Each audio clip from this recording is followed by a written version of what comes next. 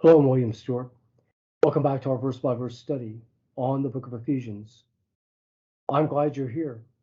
We're in chapter 4, and we're coming into a section now where it just begins to talk about what we do and do not do in the Christian life. This is the second half of Ephesians 4. If you're with us before, and we certainly hope that you were, and I would suggest to at least review the prior videos in chapter 4, Paul gave a structure of the church in which we base our Christian life.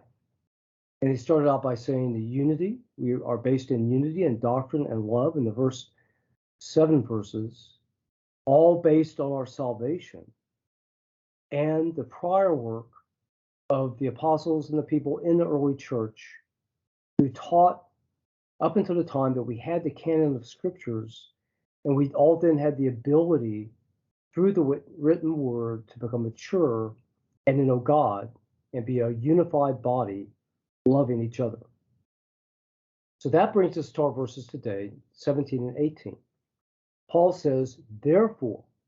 Okay, so when you see therefore in scripture or wherefore, what the author's about to say is based on what went before.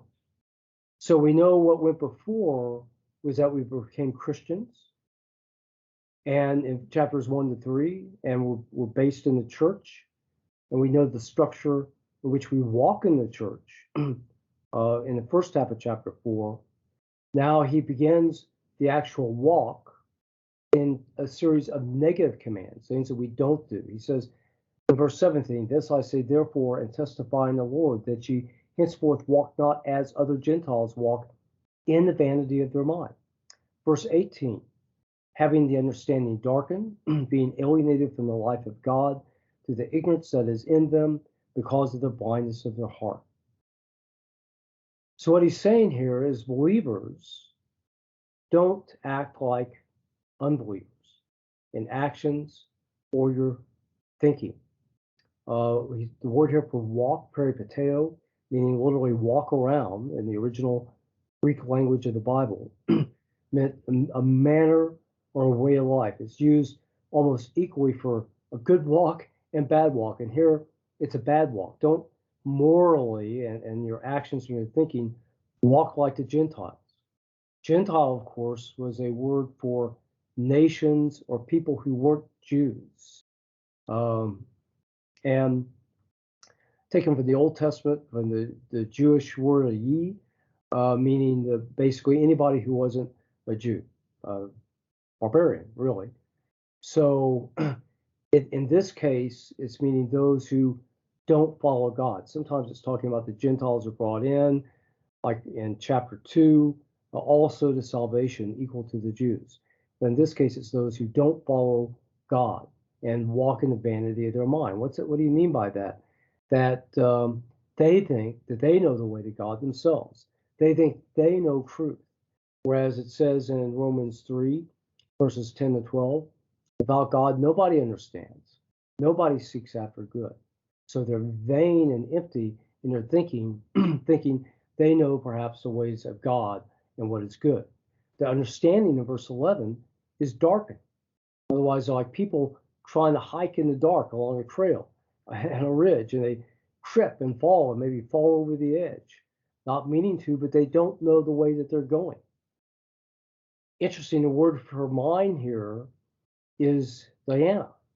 And it's the second time he's used this in the book, and it's an allusion to probably the temple of Diana in the town of Ephesus itself. There was a huge colonnaded temple to the goddess of the mind, Diana, which was one of the 7 wonders of the ancient world. So appropriately, he alludes to this big temple, which had a lot of economic activity surrounding it, as we learn from Acts 19.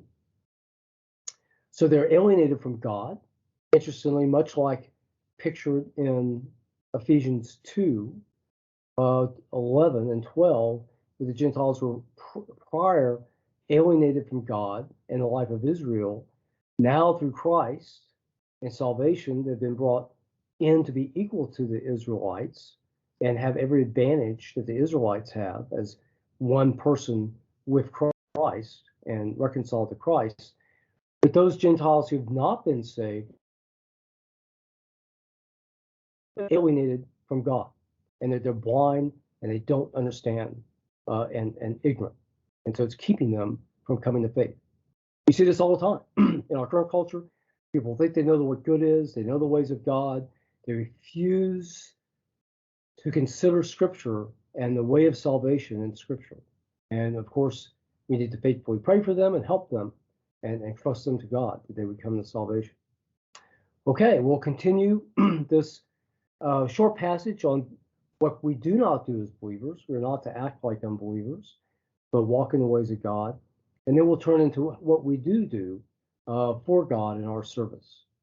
It's great stuff. Thanks for joining me, and we'll look forward to seeing you next time. Goodbye for now.